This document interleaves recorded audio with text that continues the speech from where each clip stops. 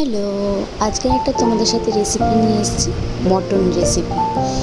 জামাই ষষ্ঠী স্পেশাল হচ্ছে mutton recipe. লাল লাল মটনের ঝোল, ঝোলও বলা যায় না, কষাও বলা যায় না, ঠিক টাইপের রান্নাটা। দেখো, রান্নার জন্য এখানে 1.5 কিলোর ওপর একটু মটন আছে। ওর মধ্যে নুন, হলুদ, তার মধ্যে সর্ষের তেল দিয়ে ভালো করে মটনটাকে ভালো করে ম্যারিনেট করে রেখে দিতে হবে। বেশ ভালো করে মাখিয়ে সুন্দর করে, যাতে প্রতিটা মাংসের মধ্যে যেন নুন হলুদ ভালো মতো ঢুকে যায়। পরিমাণ মতো নুন দেবে, যেহেতু ফের রান্নার সময় কিন্তু নুন দিতে হবে।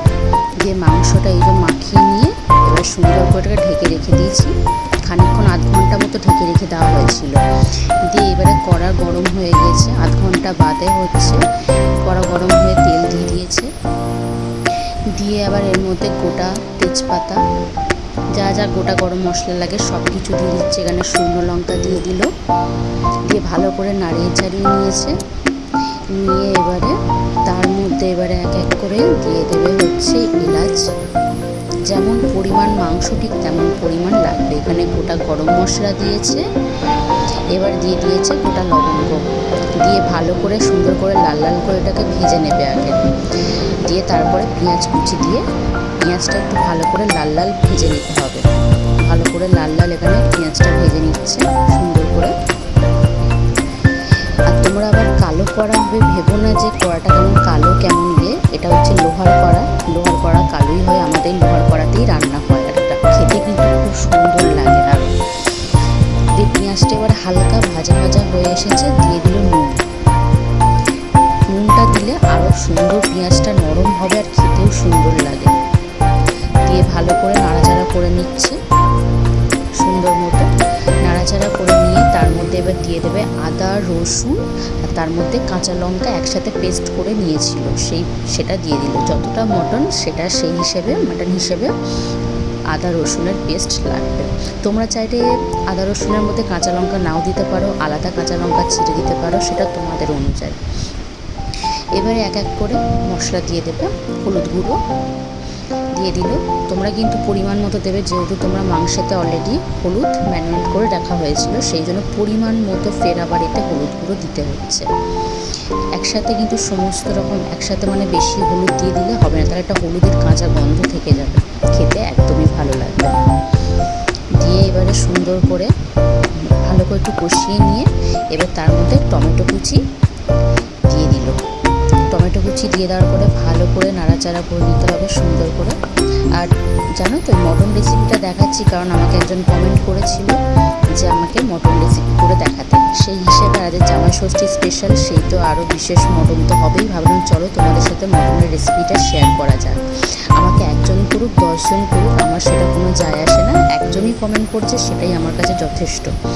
তো চলো, ভালো মতো দেখো, তোমাদের সাথে কথা বলতে বলতে দেখো মশলাটা কষেও গেছে। কষে যাওয়ার পরে এবার যে ম্যারিনেট করে রাখা যে মটনটা, সেই মটনটা এবারে সুন্দর করে দিয়ে দিচ্ছে কড়াতে।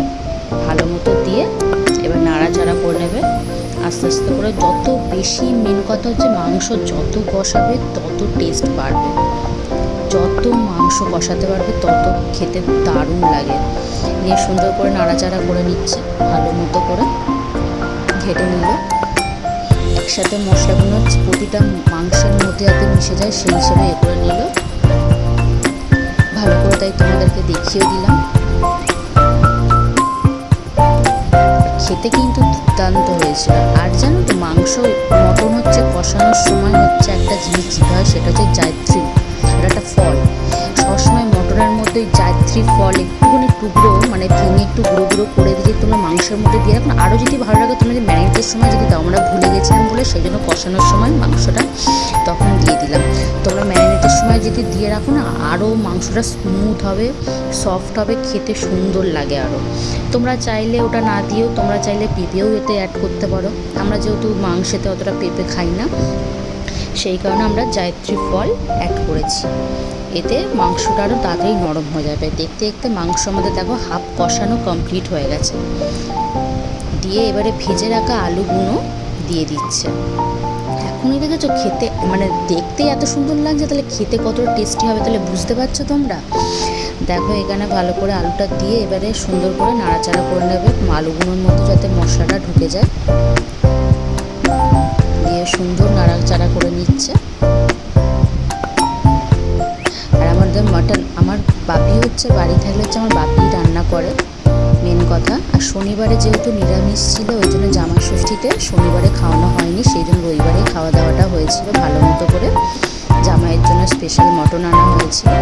দিয়ে দেখো কষতে কষতে এখানে গরম জল দিয়ে দিয়েছে। আমি আগেও একটা ভিডিওতে বলেছিলাম যে রান্নাতে সবসময় গরম জল ব্যবহার করলে রান্নার টেস্ট আরও বেশি দ্বিগুণ বেড়ে যায়।